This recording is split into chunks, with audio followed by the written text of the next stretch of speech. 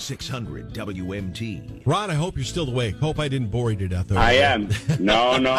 You're great. I love listening to you. Appreciate it. Go to roncarr.com for more information about everything that he does. Velocity Mindset. The book is called Lead Seller, Get Out of the Way, because in today's sales, there's no room for followers. There's plenty of room for leaders. You know what? I couldn't agree more with that.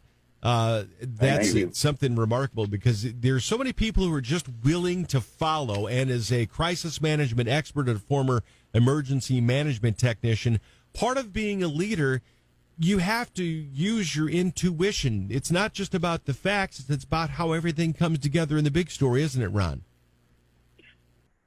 Yes, it is. And since you use the EMT, I can give you an example of how it plays out in that scenario. You know, when you get certified as an EMT, you have to go through a what I call a lab test. You know, they put you in a big gym with mats and there's mannequins, and you're pretending, how do you move a patient who's got spine and neck injuries? Well, you know, you have to move in a certain way, and if you don't, you failed.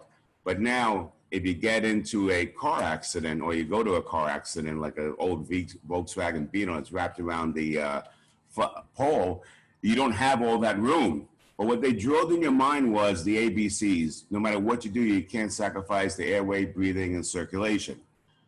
However, with that in your mind, that's what's guiding you, but you may not be able to move that patient exactly the way you did with all that room. So you may have to listen to your intuition, say, I need to do it this way, but at the same time, keep in mind the results that we need to have no matter what. And you know what? That's one of those things where I'll tell you, for example, the way that two people look at two completely different things. I was golfing with somebody here recently, and they said, well, what do you do when you get up there? Because it looks like you're ready to go. And I said, well, the first thing I do is I get my stance square, and then I put my club head out, and then I take count of the wind. I need to figure out where the tree line is, where the lowest spot of the course is. And I started going through all this stuff.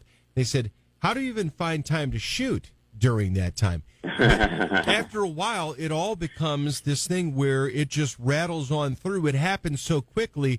It's like muscle memory. And can you have that same sort of thing when you're talking about the use of intuition along with facts?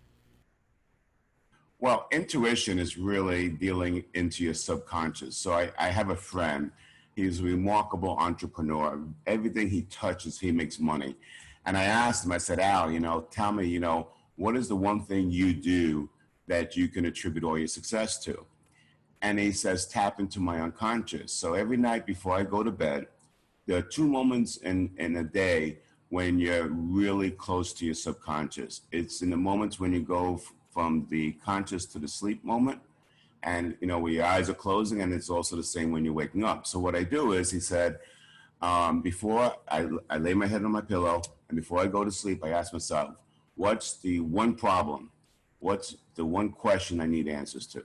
And he has that in his mind. He goes to sleep. It says invariably, I always get the answers either when I sleep or when I wake up, or maybe it takes a day, but it comes from that.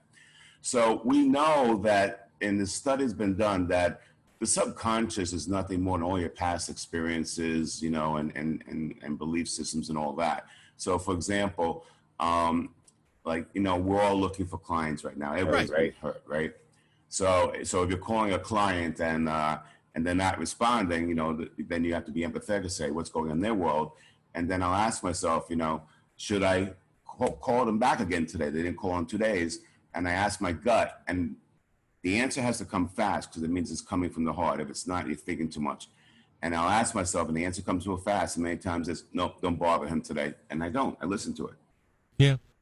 And that's something that's really critical as well. Okay, let me ask you this question. Ron Carr, go to roncarr.com. That's Karr, just FYI.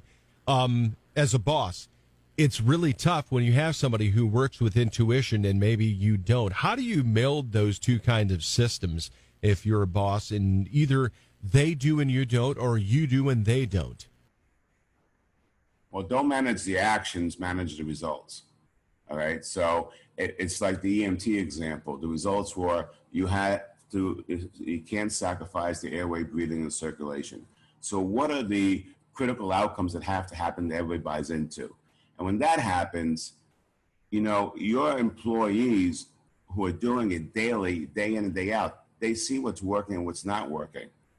So sometimes it's better to defer to them if they try to do it a little bit different. If the results are there, what do you care about? And as long as it's safe.